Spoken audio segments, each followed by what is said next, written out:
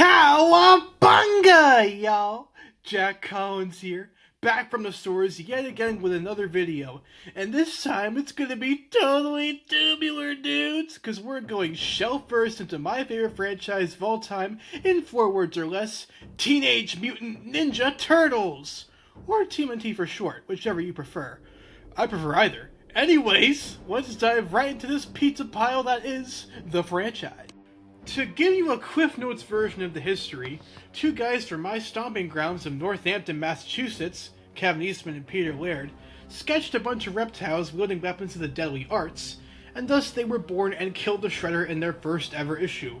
Yeah, new record for killing an arch nemesis in seconds goes to these dudes for sure.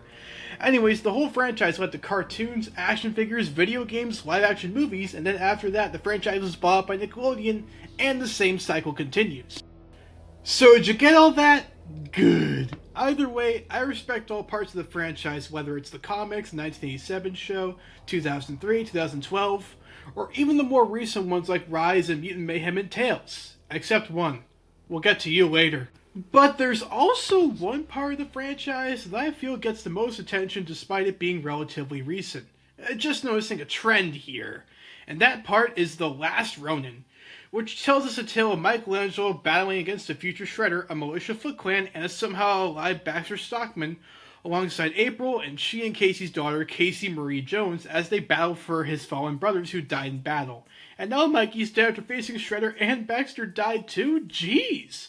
This should win an award for most depressing yet also hopeful Turtles AU ever. And that's coming from a guy who's read a lot of depressing comics that end badly. Anyways, the book in of itself was essentially what if The Dark Knight Returns was good. An older hero returns more great than ever and battles more advanced villains to save the future of the city, even though this version of New York City is literally the future.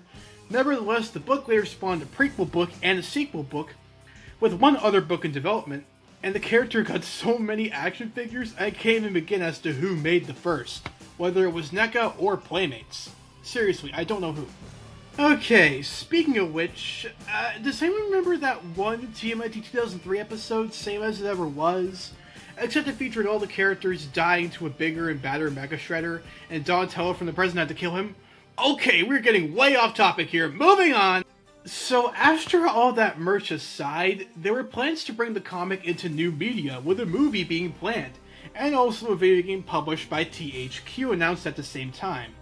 But the movie got shelved due to Paramount realizing that kids would probably go to the movie and be traumatized at seeing their favorite lean green fighting machines dead, and news on THQ's end has been very silent like Michelangelo after he ate the last slice of pizza. But whether or not the game would get any news at all or come out makes me wonder what a game like this would even be. Something similar to the Batman Arkham games mixed with God of War perchance? Probably. But since this is my video, I have a lot of ideas as to how this can work without blowing up to the size of a GTA 6 map and shredding up consoles. So let's get into it, shall we? It would play like Spider-Man PS4 / Sleeping Dogs with a hint of Sifu and Yakuza, in that you have to focus on fighting while also not getting hurt, as well as different weapon styles. For instance, with the katana, you get a more basic weapon that acts as your starter. Nunchucks you get to go full on fast and flashy with. Tonfas, yeah, they're just nunchucks but more focused on close range rather than chucking at everyone, while also emitting a sonic blast. Staff, great for range but is very slow. And size? Oh, pretty much the heaviest hitting you could get some bad guy beatings in or Wolverine style stabs with these babies. And throwing stars just work as your batarang except way sharper. Also, they cut through people. As for hand-to-hand combat, I think it'd be a really interesting way to spice things up, and maybe make the player not want to rely on weapons to try it out, and maybe find it a fun alternative to the weapons. Also, there will be a weapon wheel. What's a 3D action game without one? As for what other stuff I'd implement, I'd make it so that way the other Turtles, Splinter and Casey, are playable via the action-packed flashbacks pulled straight from the comics. Essentially moments like Raphael's fatal showdown with Cries they both died during the fight, Leonardo and Casey's bunker battle to their doom, and Donatello and Splinter fighting to their last breath in the snowy wilderness against the Foot. As for what else I'd add in, probably more fluff with boss fights from various mutants that the new Shredder Oroku Hiroto has on hand, as well as the freaky cyborg Baxter Stockman, which also leads to a final battle between Hiroto and his Shredder armor, which is an awesome showcase of all your skills while being down this future Shredder and kicking his butt once and for all. And I make the ending more or less the same with Mikey and Hiroto dying, except we get to play as a new Turtle team and in bonus levels based on Lost Years and Last Ronin 2, fighting the evil Casey Jones in that series, as well as the characters having different playstyles. Odin's a tank, Moja's fast, Yi's a good balance between all four of the newbies, and Uno is the Kiryu of the crew. And also more levels based on the third book, I guess whenever that comes out. Also, adding in other skins and new challenges for replayability, as in skins based on the original comics, cartoons, and maybe even the toys for extra kicks. As for challenges, there could be boss rushes, arenas, and one-on-one fighting mode with all characters unlocked, and skins that are not separate characters. Also, making the game be a hub base in the sewer with replayable levels, and also an area to buy stuff to upgrade Mikey with various skill trees focusing on strength, stealth, and even new skills that you can unlock throughout the game. Well, all in all, that's what I'd do for a Last Ronin game if I was in charge, and I want an action game that plays similar to those games that I had listed before for an awesome gaming experience that most Turtle fans would enjoy. Now, what was I saying about that other TMNT thing I wanted to get into that's hated by all Turtle fans? Oh yeah, Rocco, play the meme again! What is it? What's going on? I heard a noise. Is somebody downstairs?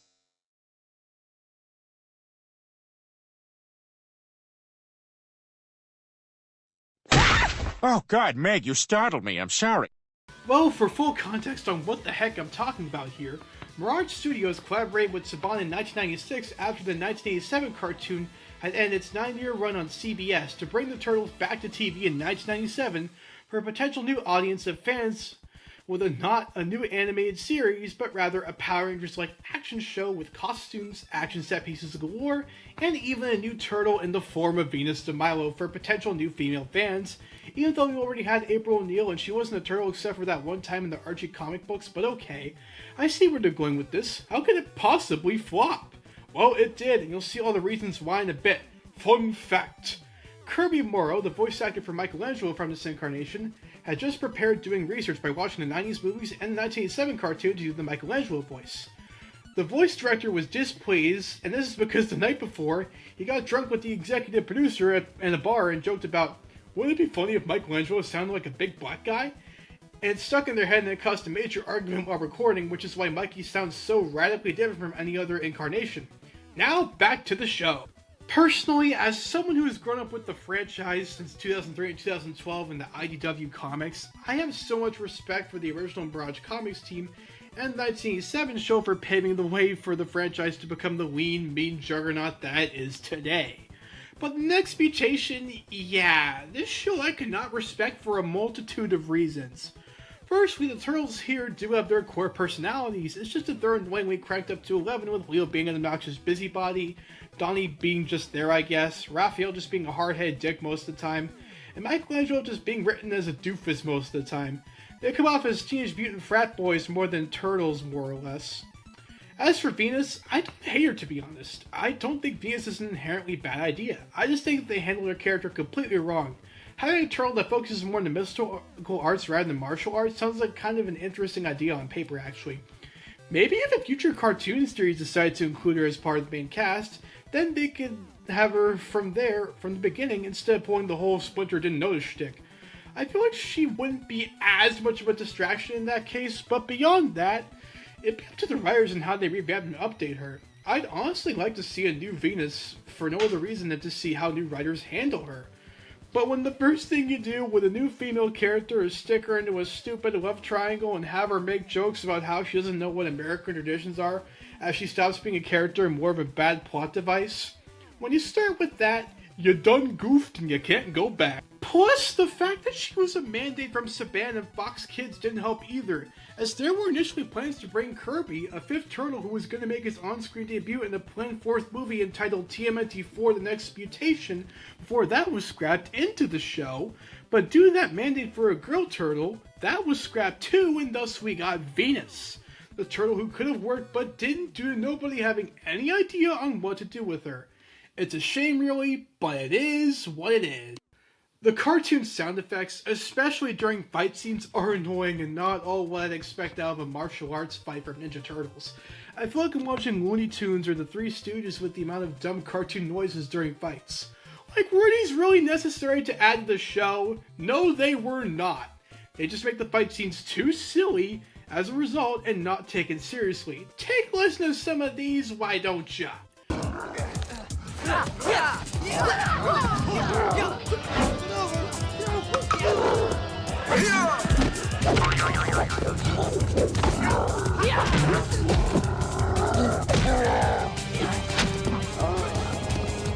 Freeze! Giddy up, dragon! Peekaboo! Okay, one for you.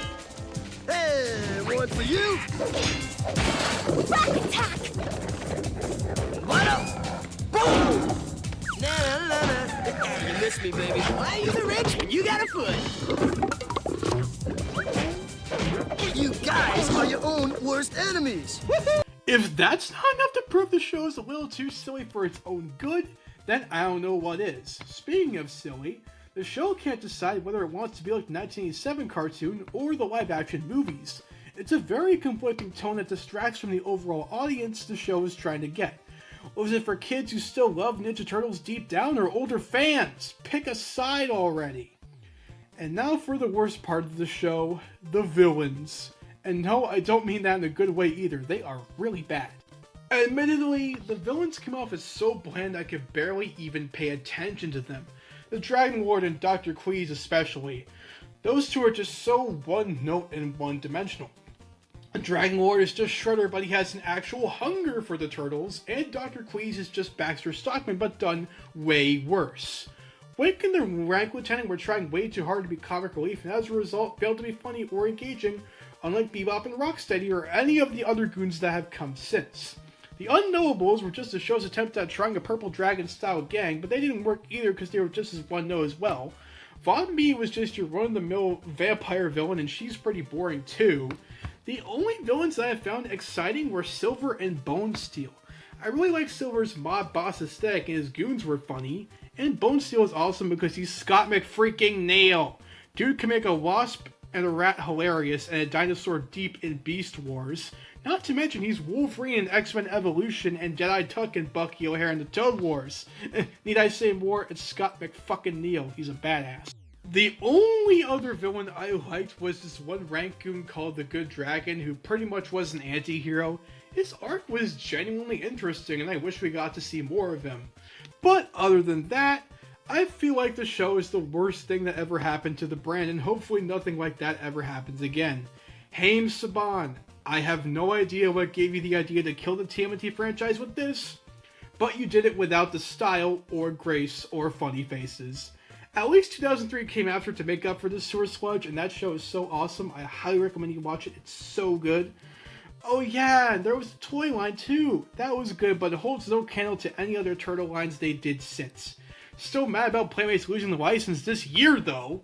Viacom and Playmates should really do another deal, enough said. But then again, Mattel getting the license makes me think if we'll get more He-Man turtles, but we're getting off topic. Back to the show. Fun fact. The Chioda brothers, who worked on Code Clowns from Outer Space, did the turtles and other villain designs for the show, and Michael Dooley, an artist who worked on the old Mirage comic books, did the original designs for what later become the Chiodo suits. That fact is indeed way better than the show itself. And if the show had continued past the first season, Splinter would have been killed off by Rio, probably by the Dragon Lord, April and Casey were going to come back. There were also plans for a new villain in the form of Stozar, a cyborg and empress of an alternate dimension who commanded a robot army. And Shredder was going to come back for Season 2 as the main villain, but due to low toy sales, Season 2 did not happen. Well, thanks to my new editor, Rocco Rotten, for making this video possible, and go subscribe to his channel if you haven't already. This is Jack Collins, signing off. You should also look away from your screen for 30 seconds to avoid Cowabunga It Is from Michelangelo, who will steal your pizza and replace it with pineapple, the worst pizza topping ever. So much so it makes you want to scream, damn! Damn!